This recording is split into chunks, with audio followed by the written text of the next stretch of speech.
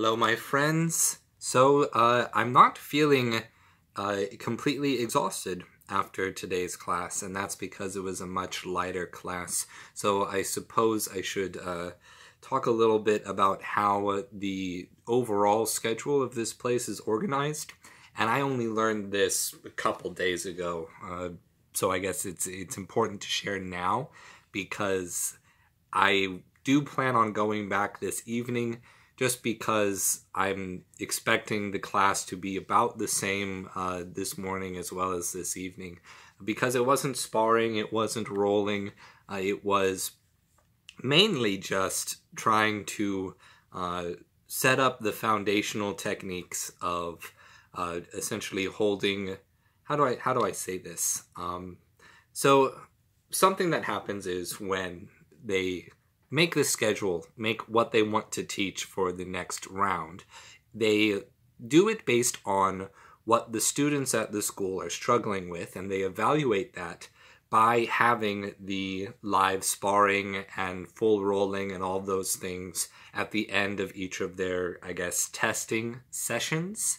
And something that they found was a struggle for us newbies is that we were mostly throwing singular punches but not combinations, and not really flowing in between the different punches that we were trying to set up. And so today was a focus on what they called load and shoot, which was essentially paying attention, being cognizant of how each particular technique that you use is setting you up to do something else. It makes the body flow in different directions, such as, well, I guess I could just explain it. If you throw a jab and you are out like this, then your whole body is twisted outward, and that is loading up your right side to twist back the other way. If you're twisted out like this, you can't twist more this way and get more power going forward. So it's basically trying to understand how that twisting, that flowing motion back and forth between the different sides of the body work, and then really incorporating how that comes up from the feet and the legs. And as they were working on it, they were building on the footwork, the positioning that goes into setting up those techniques, not just the loading. So essentially, their whole program is based around starting out with the foundational functional pieces and building on top of those. And I kind of came into it backwards because at the start of the month, they were at the end of their routine, at the end of their cycle. So it was everything together, and I was being thrust into all of it all at once and really having to, learn on the fly. Whereas this was more traditional teaching of just, here you are, here's exactly what you need to do, practice this motion, drill this motion, get it in your head, and really internalize it. So for this session, they weren't unfamiliar things. The twisting the legs for the jab and the cross and the hook and the uppercut are things that I've done before. They felt natural. I've gotten it from both Taekwondo, and American boxing and Muay Thai boxing backgrounds. So that wasn't different. And the making distance by throwing out a jab but then also stepping away, pushing off with your front foot and stepping away, using that to set up the next thing that you do when you come back in. That wasn't very different than what I was doing before, so it made sense. But then as soon as the teacher tried to add into it the notion of stepping off sides, things completely broke down, and I wasn't understanding it. And, the teacher was being as inspirational as he could be and trying to explain it in the best way that he could, but it just wasn't clicking up here because, and I think a number of things got in the way of that. For one, it was me trying to understand how to do the practice right. So it was bag work. We were doing bag work, and the newbies were going with the other newbies holding the bags, while the senior students were with the other senior students, and we were being watched. But like, I didn't really know what I should be doing with the bags, and I think my partner wasn't entirely sure, and trying to figure out, are we doing the routine? Are we doing the training aspect of it, the practice the correct way? And that was getting confusing, because while I thought at times that I was doing the technique right, and then the teacher comes up and it's like, no, you're doing the whole thing wrong. And I'm like, okay, can you tell me what it is I'm doing wrong? And it was just, okay, do this. And it was entirely different than what I had seen, and what we were trying to figure out was the way to do it, and it just didn't seem consistent. I didn't know what I was supposed to be doing in reference to the practice of that particular round. And it was just one of the rounds, but it just seemed like the instruction and the motion and the combination we were supposed to be throwing were changing each time. And I don't know if that was my mistaken perception, if that was just because I didn't get it the first time and then we tried to reconstruct it, and we reconstructed it wrong, and then when we were getting corrected, it was... I guess he told me it was different because the stance was different, and so I was seeing it backwards, and so seeing it backwards made it confusing, because then I was like, okay, so I was doing it wrong, but I was also doing it opposite. It became a whole hullabaloo. So, ultimately, what I just learned was that the thing that confuses me most is what it means to step off sides. And like, the teacher essentially said, ignore the bags at one point. Just make sure that you're throwing the technique and you're going through the flow correctly. And so then, like, in my head, being philosophy man, I'm like, okay, so if we're supposed to ignore the bags, then why are we doing bag work? Why would we do bag work if you're telling me to ignore the bags? Because if I'm supposed to hit the bag, and my partner isn't holding the bag in the right spot, but then I'm still supposed to, I'm supposed to be the one that's in control and sets myself up to go to the bag, and then the bag isn't in a consistent spot ever, then how am I drilling the thing that we were telling me to drill before? Because if I set myself up to do the routine, to do the combination that I was instructed to do, and I step off sides to do it, and stepping off sides basically just means getting to the outside of the opponent's forward leg so that you have more angles than they do to throw combinations. And it sounds simple when you say it, and actually doing it and getting into the right position doesn't feel simple. It feels like it's always just a little bit further away. And so it's like, I stepped off to the side with the instructor there to watch, and I had thrown the combination. The start was fine. He said that was fine. And then I stepped off, and he said, yeah, it's okay, you can reach it. And I'm like, okay, I'm going to reach this in the best way that I can using the principles that I was shown. So I twisted the legs, used the feet to torque the whole body into the direction for a cross that got me to where the bag was. But instead of having a regular punch, the way that would have been good from having a good, solid structure, mobile structure, because the bag was all the way down here, and he said, I'm in position to get it. I had to really twist low and come out way over here, and I was basically in a full Taekwondo front stance with my left leg forward, and I know consciously no, I don't want to be in that position, because if I were to be in that position with an opponent right in front of me, then all they would have to do is go, and I would fall over. Because the front stance is not designed to keep you from going to the side. If you get pushed here, you're just going to fall over because there's nothing holding you up. So it was very confusing. And his advice was essentially to start ignoring the bags and to make sure that my positioning was correct. And I don't know what the correct positioning is yet. So, I don't know. I guess when you get to the really fundamental parts and you really start breaking things down, it starts getting more confusing because it is so broken down.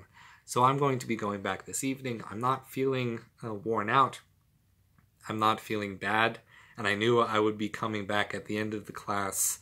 So I just decided that rather than staying longer than the time that was set out for the class to do the conditioning and cardio that he had planned afterwards, because I have other things that I need to get done today as well for the move and all that.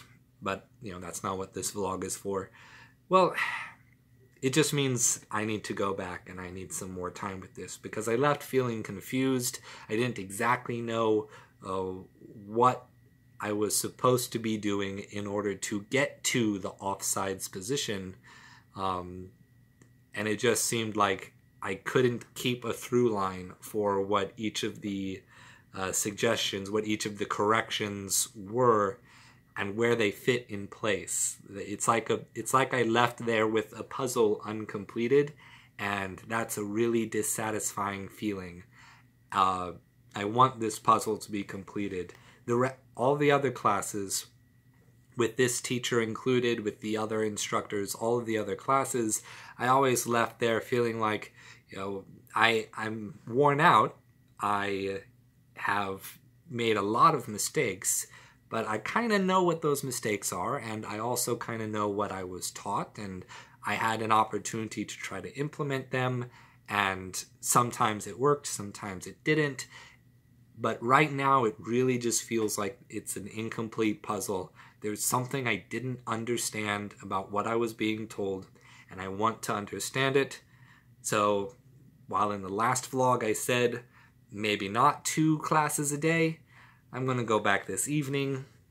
This evening's class may be different. It might be like a huge workout. They might not do the same thing whatsoever, start with it, and then go into sparring. I don't know. But I'm going to go back and I'm going to try to figure out this whole stepping off sides thing, if that is what we end up doing tonight.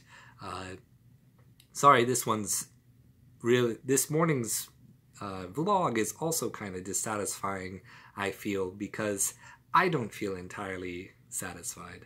And that's just what I gotta live with until this evening, when I try to wrap my head around this whole stepping off sides thing. So until then, this is an intermission. It's something that I keep wanting to mention and I keep forgetting because I have nowhere to put it. Something that I learned earlier on when I was doing the live rolling, the live Brazilian Jiu-Jitsu, is this little tip. When you're doing the rolling, when you're doing grappling, it is still important to keep your chin tucked down to your sternum, all the way down. And why do I say that? It's because of chokeholds. And chokeholds were something people were trying to get on me a lot, and getting there successfully a lot. And while in a competition, this wouldn't really be something that you get points for, because no one's going to see you in a chokehold not dying as a victory. But something that you can do, and maybe I have a little bit of an advantage because my chin kind of juts out right at the tip here, is if you get this fully down to your chest and the person goes to put their chokehold and they don't get under your chin, what happens is their forearm locks in place onto your chin and it presses into whatever part they're trying to use, it presses into your chin and it pushes your jaw back, and it does hurt like hell, but it does not cut off your arteries. It does not block your airway. It's not a chokehold. So, there's not much to do in that situation, at least not that I know yet, but it does prevent you from getting into a chokehold. So if someone's going for the chokehold and you know that you can't stop it, you can at least get your chin tucked and hold it there for dear life so that you don't get choked out.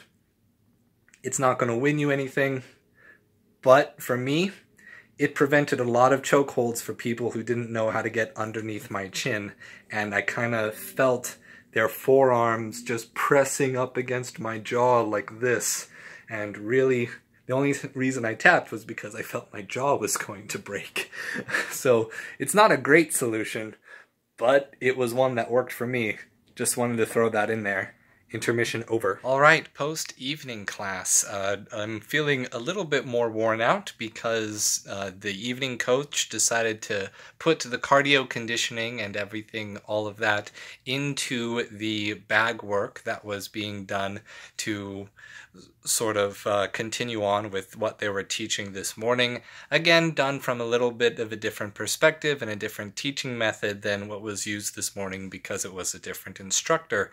And I think having the two instructors and their different explanation styles is what helped get this to click for me. So, taking what this morning's instructor said in terms of where I was leaving my foot for when I was going off sides, is that I thought the step out that they were talking about for getting to the other side of the opponent's front leg was pushing off with the back leg, so in my case the left leg, for this particular round because of, no. I'm getting that wrong. Pushing off of the front leg, because we weren't going southpaw during my round because I'm not a southpaw. My partner was a southpaw, so if I get my lefts and rights mixed up, just know that I'm trying my best. But I was pushing off with my front leg, which is my left leg, and basically trying to also step it in so that I can have my whole body square and on the outside. And what was the problem that I was having was that I wasn't understanding how to bring my left leg, my front leg, with me when I was doing this stepping out. I was pushing, but it was pushing and stretching. So I was taking a big step with my right leg also to compensate, to do less of a push. And so this time, instead, I kind of thought of it like this. With this idea of flow, of seeing what has been chambered, what has been set up, and as my next motion, am I going to be moving my right side forward or my left side forward in this next motion with my legs and the trunk twists? And I was able to realize, okay, well, since I'm using the jab as a sort of a distraction to measure my spacing and get over to the outside, my left hand is going to be out. It's going to be out already. And that means that I should have my body fully twisted to the right here, so that when I do my cross and bring my right forward, the body actually has room to twist. And I wasn't doing that because I was stepping out like this, and so my body was already basically horizontal, even though I was all the way over here. There was no room to twist anymore. I was already just kind of facing the person. So I sort of thought that if I get into a Muay Thai style stance, so if I get my front leg up on the toe near my body, then I can drop into it, and that drop, the fact that I have to drop to go into the twist for the cross, is going to keep me in that chambered position that I need to be in, because if my leg's up like that, I guess for Taekwondo people, you might think cat stance, but the animals change depending on which school and federation you're a part of, so that's not a very good communication. Think of it like the Muay Thai stance. It's a lot easier. And by taking that drop and that step to bring my heel down, I was sort of putting in my mind, I need to be fully chambered back with my right side back so that I can throw that right cross. So that was really the piece that I needed to understand where I needed to get my feet, get my footwork to take me. And so things just kind of clicked. And then tonight, the instructor, oops, sorry, I kicked my camera. I kicked my arm, and my arm's holding my camera. So tonight's instructor also threw in a different way to get offsides on the other side, on the not on the opponent's front leg, but offsides to their rear leg. And it was basically using your hook as a setup to pivot. So it was taking a deep twist, a deep step forward, sort of bringing yourself in to do the cross for the jab. No, that's a mistake of terminology. The step in to do the twist for the jab, then the cross, and then using the hook to sort of pivot my back leg around so that I could get into a square forward-facing stance, but this time on my opponent's dominant side, on their back leg side, in order to do a cross, etc., and just setting up that fundamental. And that I was able to have an easier time with, just because I had already corrected this misunderstanding of mine in terms of where I need to be getting my feet, and I was able to move in and out a little bit better. So it just shows to go that it's always good to get more perspectives. The contrast, the difference in explanations is going to help you think about the issue more and figure out what it is that you need to be doing. But let's see.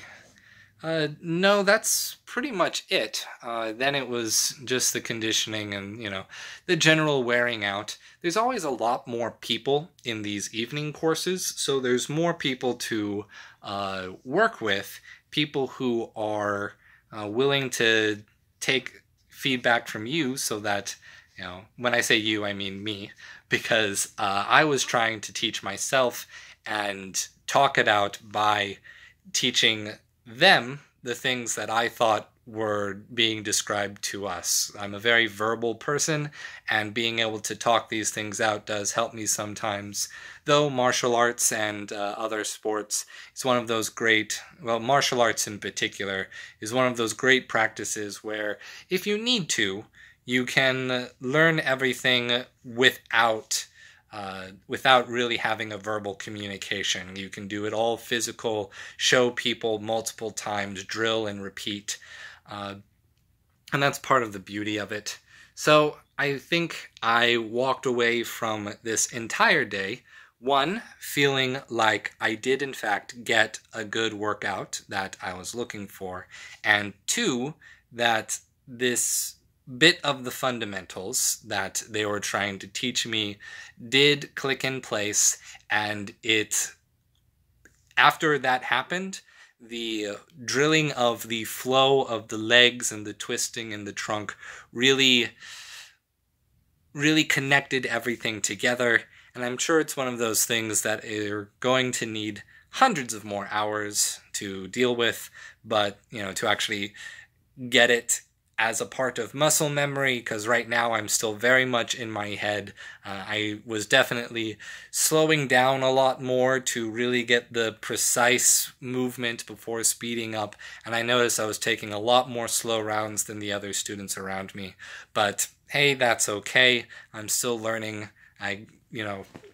The bit of advice that I got from my original Taekwondo master, something he loved to say was, practice doesn't make perfect. Perfect practice makes perfect. If you practice the wrong thing a million times, then you're going to be really good at doing the wrong thing. So you have to practice the right thing. Practice that a million times so you can get really good at doing the thing that you need to do correctly. So I guess that's the last little bit of advice for tonight. Perfect practice makes perfect. All the YouTuber things, you know what to do with the subscribes and the likes and the comments, etc., etc. That's all I've got to say. And as always, stay true.